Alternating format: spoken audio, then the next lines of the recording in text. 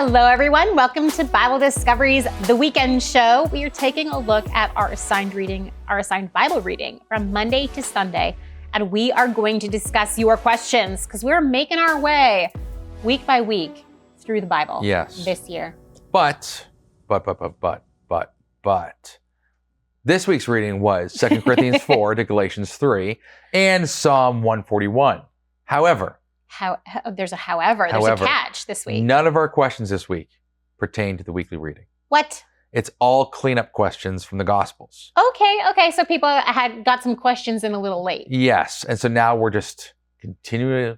We're just going to answer the questions. Basically. That's great. That's it. It's a gospel day. That's it. Gospel it's fantastic. Questions. I like That's it. So we're going to jump all over the map. No particular order. Okay. More like in topical order. If anything, not necessarily in scriptural order, which is what we're usually doing. Okay, Corie, so today's a little bit different. Hopefully you're not overcome with how different it is. It's okay. I enjoy a little spice up every now and then. This is great. It's honestly like a pinch of salt in a giant cake. It's barely any difference. Okay, Corie, let's start with this. Matthew 2, this is a viewer question. Okay. From Pat Bigham, okay? Mm-hmm. Here's the question. Corie, you set me to wondering how Matthew knew the story of the Magi. Was the visit to Herod a story that circulated amongst the people?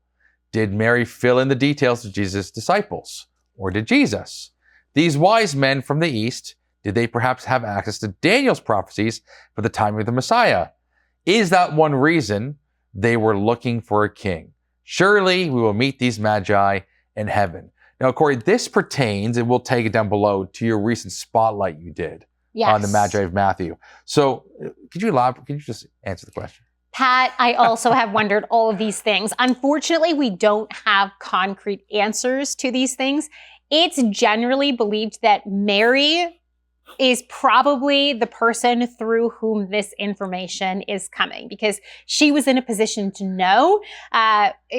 Jesus was very young, so he would not have remembered the Magi, more than likely, toddler Jesus.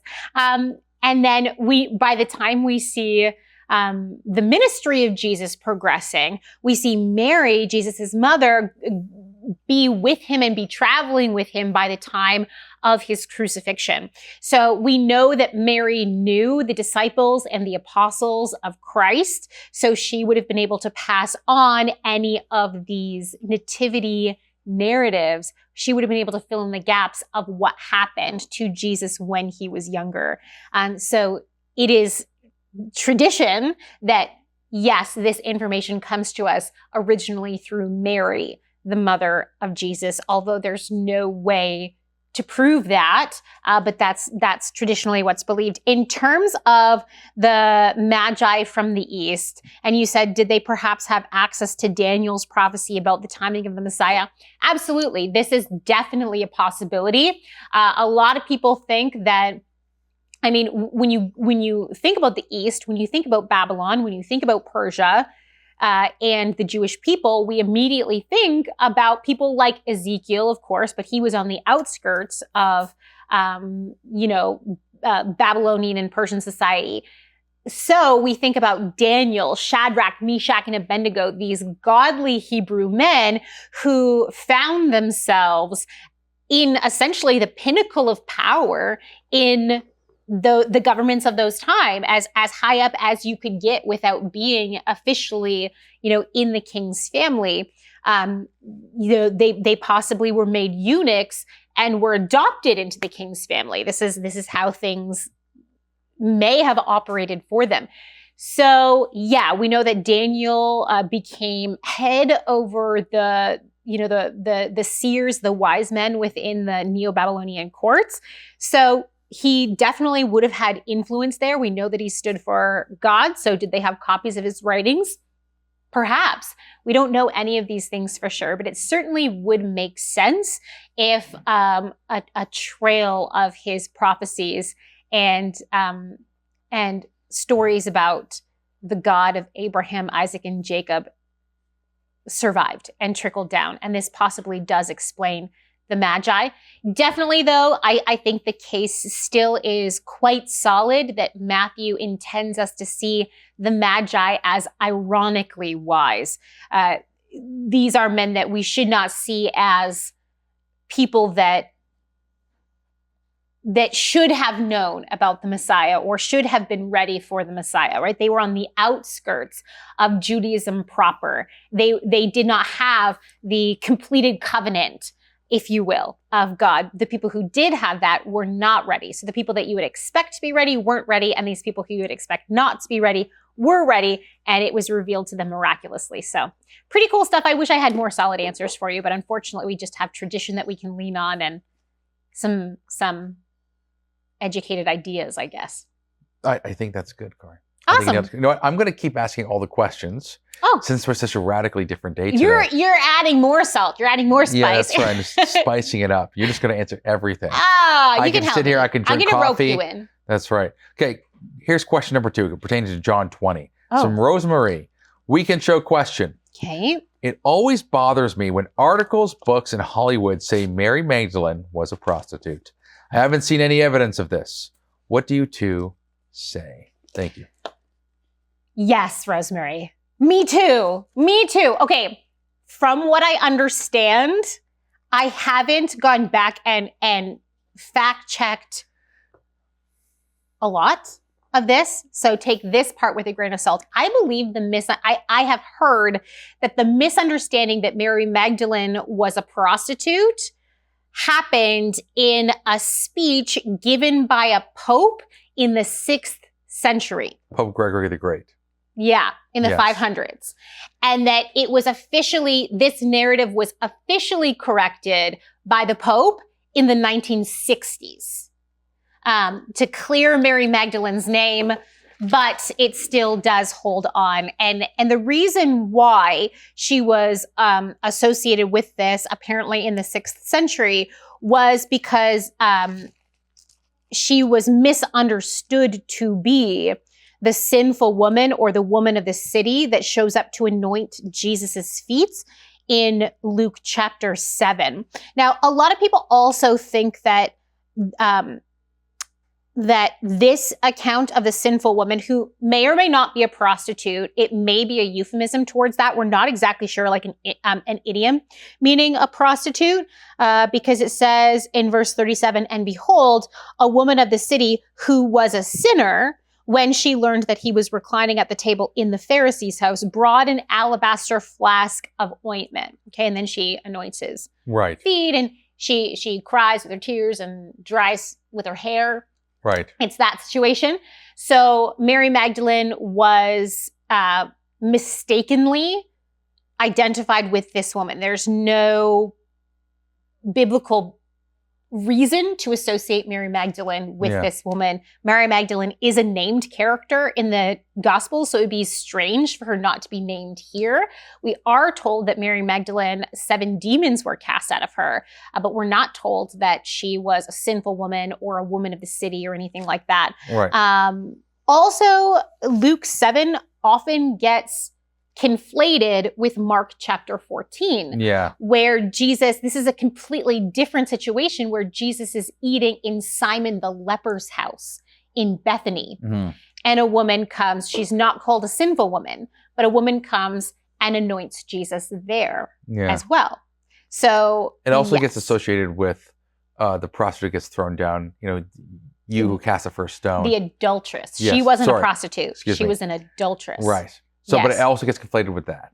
So there's a whole bunch of conflations happening in terms of Mary Magdalene. Now, because she had 7 demons casted out of her, so let's just do this probabilistically.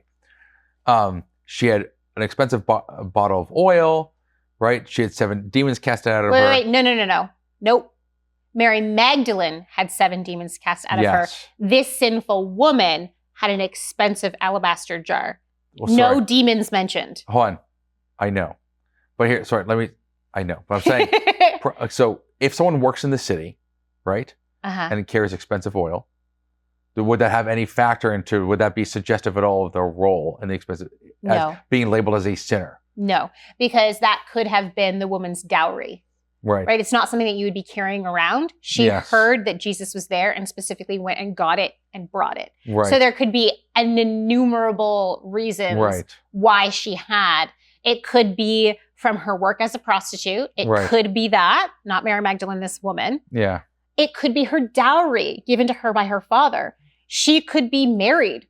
This could be a gift from her husband. We don't know. Right. But we know she's called a woman of the city, which seems suggestive. Yes. And a sinful woman. It does seem suggestive. Right. But it doesn't outright say that she is a prostitute. So even this woman, we know that she was a sinner. We know she was a known sinner. She could have been an adulteress. We don't know. Right. We just don't know. Okay. We don't know. Right. So the answer is we just don't know. We don't. But we know for sure this isn't Mary Magdalene. Okay, right. So we know for sure that it isn't. We know for sure that it isn't? Well, Mary Magdalene is spoken of elsewhere in the Gospels. Yes. And when she does something, she's named. Right. And so it would be a very strange thing to include a story about Mary Magdalene and not name her in the same gospel, as well as when she is described with her relationship with Jesus, it's described that she had 7 demons cast out of her. It's not described that she met Jesus by anointing him. Right. Do you see what I'm saying? Yeah. So this woman meets Jesus by anointing him. That's the first time she meets him, right? That's what it suggests. Yes. So that's the strongest case to be made, because you can make a different case either way, like kind of like, oh, okay, peace been put. But it's like when you create the case of, oh, look, these are 2 times both people. This is when Mary meets Jesus. This is when the woman meets Jesus. Why are they having 2 introductory encounters? Because you do have cases where people aren't mentioned, like in John, where he like refers to himself, but it doesn't but it doesn't say his name. And so there's different times people are mentioned, but they leave out the name, and it's hinted at who this is. But that's because John's writing his gospel. Right. So he's leaving out his name on purpose. But that could be on purpose too, is what I'm saying. But when you have different cases like that, where it's like, oh, they're both introductions, why are you having 2 introductory stories?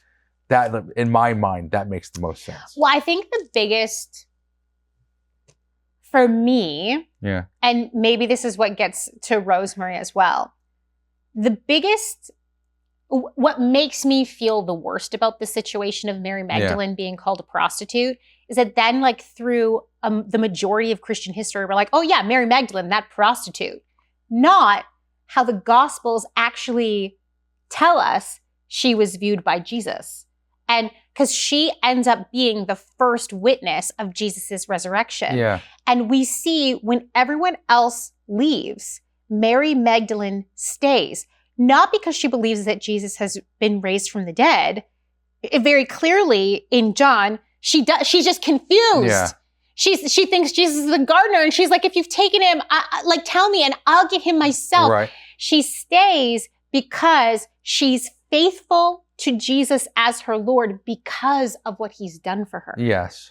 And she waits and she stays, and Jesus rewards that faithfulness in her for staying by having her be the first witness of the resurrection, and he gives her a mission to go tell the other disciples. And so Jesus honors the faith of Mary Magdalene. And so it just seems a shame that for a large part of Christian history, we've kind of ignored that part and just been like, oh, prostitute. I don't think we have. I think that's the juxtaposition. I just think we've become more dull. Like when you say Mary Magdalene the prostitute, and you think about all those cases that makes it way more robust of where you show what she was and what she came from. There's a huge contrast there. That's amazing. I disagree that like having her be a prostitute is more amazing than her having 7 demons cast out of her. I didn't say that. Well, here's what I'm saying. She could have been one. She could have been an adulteress. You had 7 demons in you. She's doing things that you clearly don't just have demons in you not doing bad things. But like Magdalene, right. So it's regardless of how she was sinning. All I'm saying is that I don't think she's being remembered as a prostitute. She's being remembered for being redeemed for being a prostitute.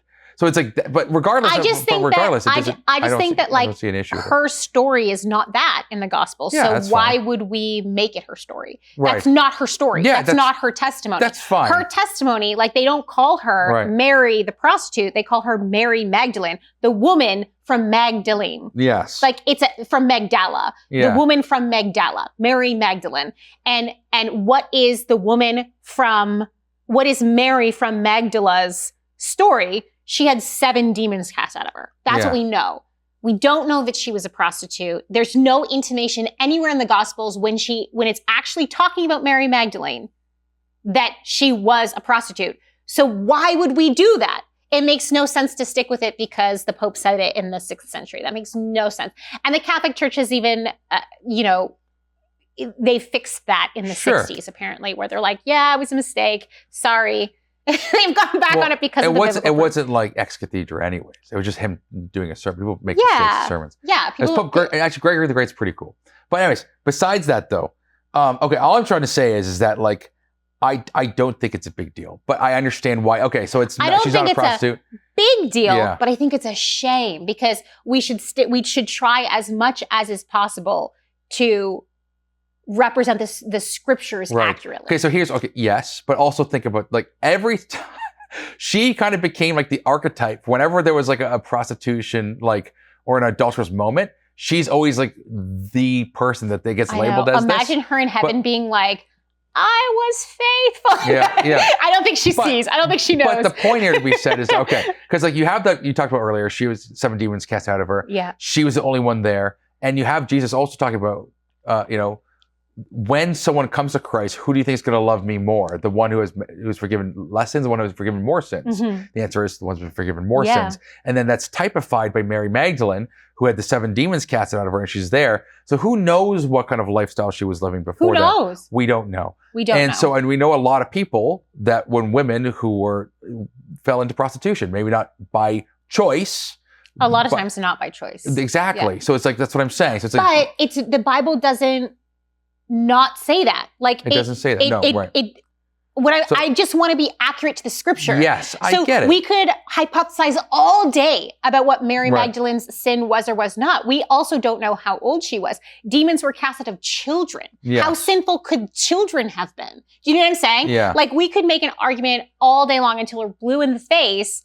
But the truth is we just don't have an association between Mary Magdalene and prostitution other than the mistake that the Pope made in the 6th century. Right now, Mary Magdalene is like the icon of like how God redeems even the lowest of the low, like prostitutes.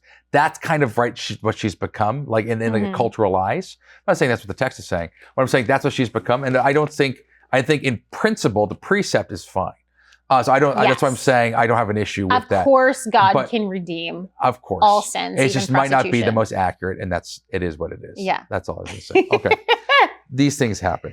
All right, Corie, let's move on. I get it as a woman, Rosemary. I get it. This is from Joel Friedman. Okay. Okay. Matthew 26, Luke 22. Terrific program, which inspires me to read more. Some questions. Was the Last Supper on Wednesday or Thursday night? Is there some controversy here? Which English versions of the Bible do you read? Are there versions with side-by-side commentary that you'd recommend, especially of the New Testament? Corie, go ahead. Oh man, Joel, is there controversy? There is as much controversy as you can possibly imagine over what day Christ was crucified and therefore which day his Last Supper was on. I stick with historical Christianity, which unanimously across the board saw Jesus' crucifixion on Friday. And therefore, the Last Supper was on Thursday. Right? Yes. Yeah. I've done so much research into this because of a video question that's coming up that now I'm second guessing myself. No, because because it was tied to Passover, but they're eating Thursday. They're eating Thursday night. Yes. When it was dark. In other words, the next day started by the Jewish. Because that's why I'm saying Thursday night. Yes, which is really Friday morning in the Jews, right? So it's like okay, correct. So they ate. So that's the issue. So and so it's like okay, so it's Thursday. He was killed on the Friday. Yes. He slept rested on Sabbath, which is a Saturday. Friday night, Saturday. And he rose again on Sunday, which is Saturday the night. first day of the week. Yes. Right? God created the light from the darkness. We're going to get into that at the end of this program. Yes. But which English versions of the Bible do you read? A bunch. I like NIV. I like New King James Version. I like ESV. Those are my 3 go-tos. I kind of go back and forth between the NIV, ESV, NKJV. Are there versions with side-by-side commentary that you recommend, especially the New Testament? Side-by-side commentary, no. I have a love-hate relationship with the commentaries in study Bibles. They're never going to be perfect, right? It's just because it's people's notes. It's really good. I have a couple study Bibles that I want to try. I have one on my Christmas list. Yeah. You know this.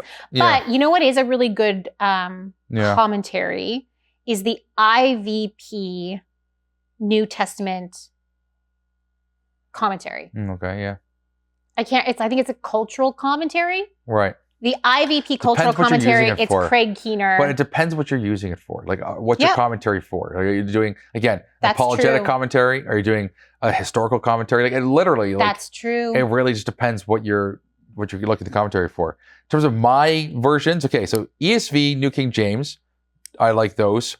I like New King James for reading, the cadence of it. I prefer the cadence. It's very poetic. Like, it has a nice it's a nice, sound to it. How it's just, ESV is good. I like them both, honestly, the same. It just depends. Sometimes I prefer the New King James translation. Sometimes I prefer the ESV, which uses the morphological text, as opposed to New King James, which uses the Textus Receptus, which is handed down. It's just a different It's been manuscripts. It's been updated now with Greek manuscripts. Yeah, for the New Testament. So the point here to be said is, like, I like both. Sometimes the ESV will translate something. I don't necessarily agree with how it's translated. I think so, but the same thing with the New King James.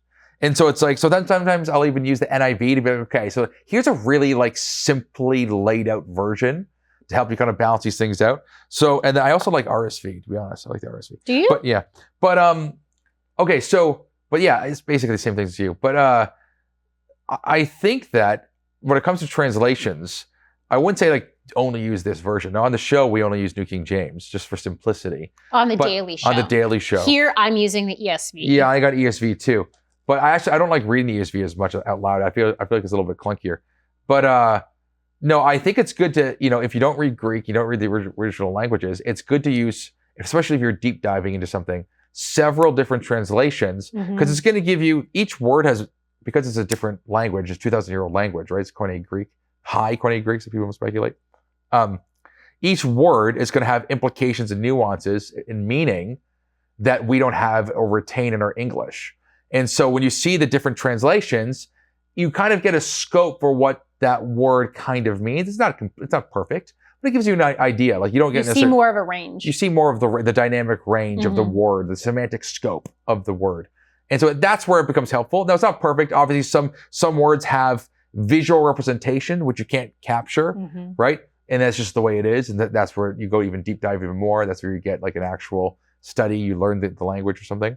But I think in general, having ESV, New King James, those are different manuscript families, which I think is helpful, because then you're getting, again, different kind of outlook for how it's translated. And then NIV is also good because, again, it's more of like a layman's simple. It's more clinical and simple. It's very simple. And they'll word things more smoothly than, say, the ESV will, just based on how they translated it. And but then again, they'll take things out of the NIV.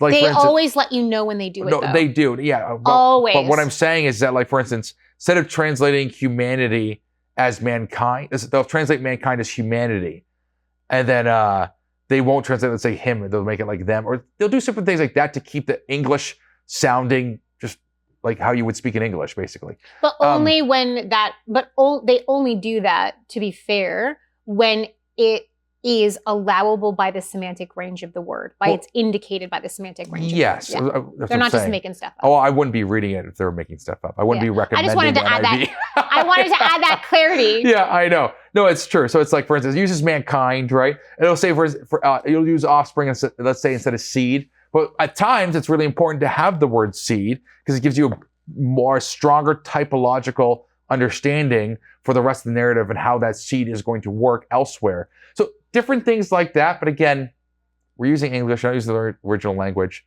So just play with it by ear and enjoy those ones. But anyways, yeah, those are mine. Corie, is there anything else you want to add to that? Nope. I think we're good. Okay, Corie, next question. Okay. Yes. This is from Toby Guile. Okay, 3411. this is the one that I deep dived a little bit. Yes. Okay. Have to So simplify it today. here it Toby. is. This is pertaining I to got you. Matthew 27 and 28 and Luke 23, 24. Hello, Corie and Matlock. I have always believed your answer on how many days Jesus spent in the tomb, but I've always been bothered by the fact that he said he would spend 3 days and 3 nights in the tomb. Recently, I saw a video that seems to explain this perfectly. I was wondering if you could let me know if it could be right. Now, we can't show the video here, Corie. We can't show the video here. I did watch the video, Toby, though I watched it a few times. And if what I'm going to do here for sake of time is I'm going to do a really shortened to the point version of talking about the video and why I agree or disagree with it. But if you guys would like me to do a longer, full review of the video, let me know in the comment section. If I get a lot of people saying that you want that video, I will invest the time and do a longer version going through the entire video and talking about why, in this case, I disagree with the video. So the premise of the video that Toby sent is that we must be able to find 3 days and 3 nights between Jesus' burial and Jesus' resurrection, based on how Jesus describes it in the Gospels. Now, I reject that premise, both on biblical and historical grounds. Okay, so we know that in the Gospels, Jesus describes the timing of him being in the grave in a few different ways. In Matthew 12, verse 40, Jesus says that just as Jonah was in the belly of the whale for 3 days and 3 nights, so will he be in the belly of the earth for 3 days and nights. In Mark 8, verse 31, Jesus says that after 3 days, he will rise again.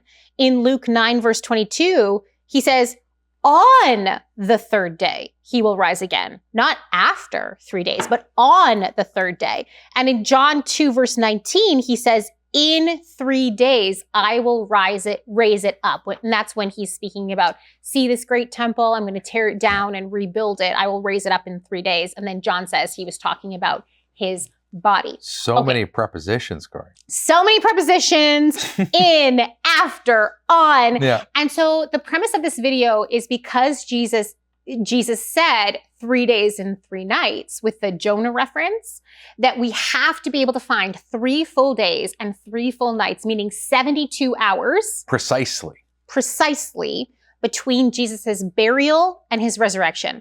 Now, the problem is that we know from the Bible itself, from the New Testament and from the Old Testament, that you could say all of these things that Jesus said and it not be a contradiction because they reckoned time inclusively, meaning that if something happened on a Thursday right before sunset, and then on just a part of Thursday, then Thursday is your first day. It's 1 full day.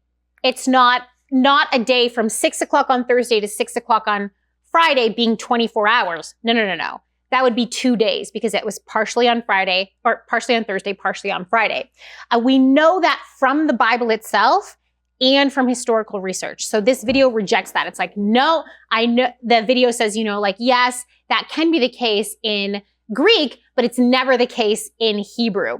Well, that is just not true. We know that the interchangeable language also happens. So take a look at Joseph when he has his brothers in prison for 3 days in Genesis chapter 42. He says, I have them in prison for 3 days. But then later on in Genesis 42, he says, on the 3rd day, he let them out. This isn't a contradiction. It's just time is inclusive. There's not a problem here for Joseph being, I had them in prison for 3 whole days, but then on the third day, he lets them out. So what is it, Joseph? Were they in there for 72 hours? Or did you let them out on the third day? It's like, he's just like, yes, that's just how they reckoned time. You see the same thing in Leviticus chapter 19 with the Passover lamb being described. Leviticus 19 verse 6-7. It says that it talks about how you kill the sacrifice and then you have the next day to eat it. And then the third day, you can't eat anything. Well, the third day is not 72 hours exactly. It's from daylight on that third day, you're done. So you could have sacrificed the Passover lamb at like 11 p.m. That still counts as your full day. That still counts as the full day. And the context of Leviticus 19 is very clear about that. Yeah. No matter when the priest sacrifice or you sacrifice the Passover lamb, that's your first day. You have the entire next day, which is the second day, to eat it.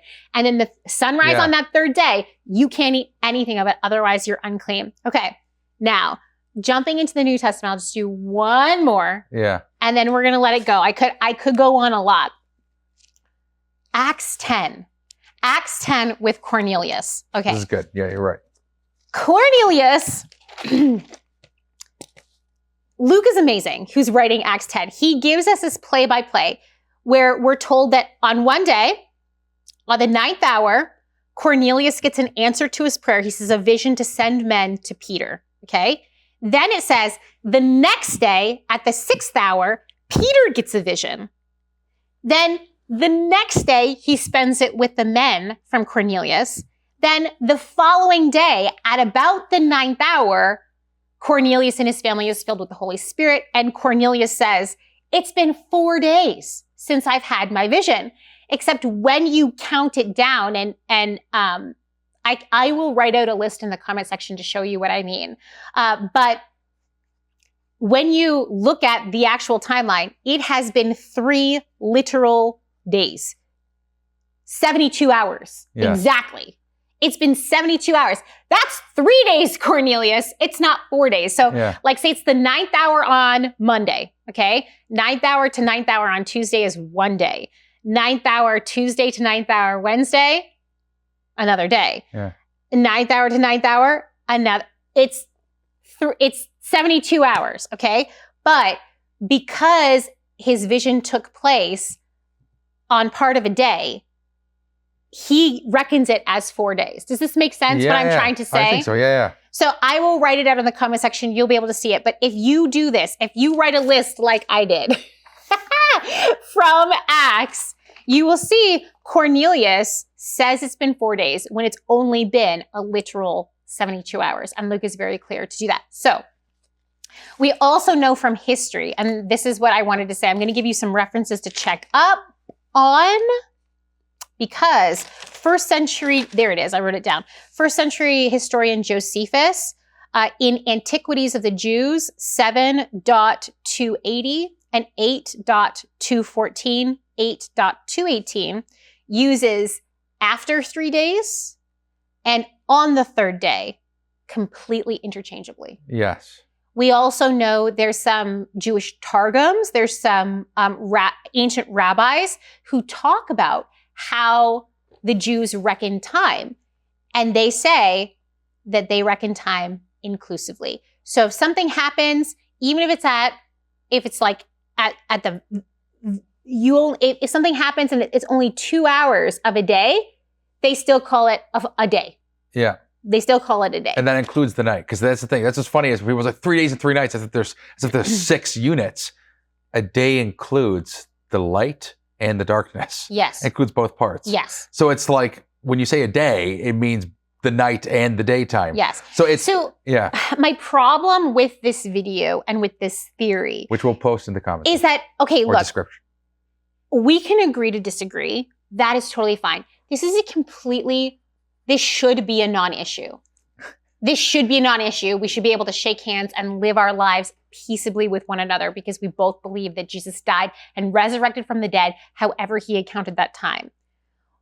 Why I'm just not going to jump over onto this side of, no, it was a literal 72 hours between his burial and resurrection, is because of how it impacts our Bible study. So what we're doing when we are looking for that literal 72 hours is we are imposing our cultural understanding of time onto the New Testament. We are saying Jesus has to mean this instead of going, what was Jesus meaning to say? Yes. And we can see what he was meaning to say by looking at the context that the Bible itself gives us. Yeah. And then history reinforces for us. So we can double check ourselves with history like Josephus and like Jewish rabbis who are talking about how Jews reckoned time in the first century.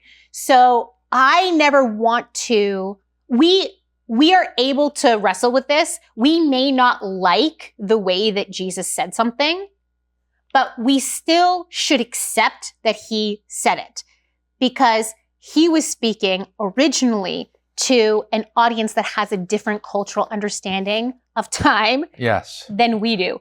And that's okay. And to add to that, the semantic range of the word day, let me just bring back to Genesis very clearly. Yeah. So God, this is Genesis verse 3. So God blessed the seventh day and made it holy because on it God rested from all his work that he had done in creation. So these are the 7 days of creation, right? But then look at verse 4. These are the generations of the heavens and the earth when they were created in the day that the Lord God made the heavens and the earth. What? I thought we just had 7 days.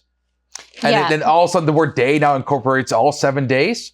Look, like I know. There's just a semantic range that's used when you use, right? So it's like things don't have to have scientific precision. We're just speaking.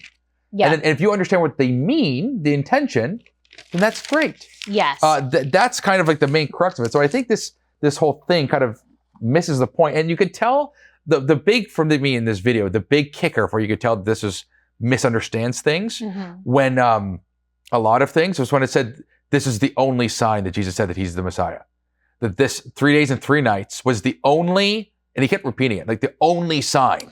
And that's because of the immediate context of Jesus talking about, because they ask Jesus for another sign, the scribes and the Pharisees. And Jesus says, the only sign I'm going to give this generation is the sign of the prophet Jonah, right? In that context, when they're asking him to prove themselves, continue on. So that's like the context. Yes. But was it the only sign that he gave them? Of course not. It's like there's so many other signs, but this guy is making it like it was the only sign. Right, because contextually, if you go back before that, what sign did Jesus give to John the Baptist? When John the Baptist sends his disciples to him and they're like, and John's like, is it you? Yeah. Are you the guy? Or should we wait for another guy? And Jesus says, look, the lame walk, the blind see, the dead are raised. Yes. So he points to the signs that Jesus is fulfilling as prophesied about him in the Old Testament. So it's not the only sign that he was the Messiah, but it was a significant sign, of course, that he was giving to the scribes and the Pharisees. Yeah, and so I find this, and I think it's just problematic with tying in how Jonah, his reference to Jonah, which, by the way, was fulfilled, but also, too, Jonah's story is a typological reference to Christ. It doesn't have to happen the exact same way that Jonah did it. It's kind of like how Mary's typological of the ark. That doesn't mean if you touch Mary, you're going to die. Like the Ark of the Covenant. The Ark of the Covenant, excuse me. Yeah. Doesn't mean you're going to, I mean, it's like, okay, just because typologies exist doesn't mean it's fulfilled identical one for one in the way that it happens, right? Like we're the body of Christ. It doesn't mean we're literally his hands. Like this, do you see what I'm saying? It's like, it functions in a different way. It's not quite the same. So this to me just lacks typological thinking. It just completely just has no idea how to actually look at the text prophetically in the way that the apostles look at the text, in the way that they understood the nature of prophecy itself and how it communicates to people. So I think that's just a fundamental misunderstanding. Anyways. That would be my other 2 cents to that. It makes us feel better sometimes to understand Jesus in the way that we want to understand him. I think it was really interesting that, like, one of the questions that the video asks, he goes, but can this sign of Jesus's resurrection and being buried for 3 days and 3 nights be proven in the scripture? Can it be plotted on a timeline? I think that's the wrong question. Yeah. Was it meant to be plotted on a timeline? It wasn't meant to be. what was Jesus intending by this sign? What did he mean? Yes. What is the heart of his words? Yes. You know, and he wasn't contradicting himself. There is no contradiction here. But I at the same time that I say that, I recognize that some people, because of the way that you're wired, this really does bother you. So if you have to believe this, if you have to believe that it was a Wednesday, Thursday, Friday, Saturday, Sunday, instead of a Friday, Saturday, Sunday, okay, I'm not gonna like anathematize you. You know what I mean? Like, this is such a low down issue. Yeah. But I think I think there is a healthy challenge to you there of think about why that's important to you. Well, I'll say this. Christ had to eat be the Passover lamb. Mm-hmm. So if he died before the Passover, if there's any instance where it's not associated with Passover, and his communion, the communion had to transfer over to Passover. Well, yeah, So- they reorient So Passover. other way around, yes. They reorient Passover, so Passover is still a part of it in this Okay. theory. It is? It's just Okay. they move the Passover. Okay. Yeah, right. But I think Luke, I could go on forever because I watched this video and I'm like, I think Luke proves without a shadow of a doubt that this theory of Passover being on the Wednesday is wrong. I think it proves it, but yeah. that's you have that's Sabbath. for Yeah, if you that's guys want me Sabbath. to do a longer video, Yeah. I will do a longer video, but like I will do a specific yes. video. But you'll have to let me know in the comment section down below because So, it's a lot of work to do if no one wants to watch it. Corie, we've run out of time today to answer this last question. Okay. But we'll save it for next question. It's talking about the thief in paradise. Ah. That's why it was the last one. It was connected to all this, the 3 days and 3 nights and sending into hell. Maybe So- we can move it over to the next Yeah. episode. That's right. Next episode. That's it, Corie. All right, guys. Well, until next week, happy reading and studying.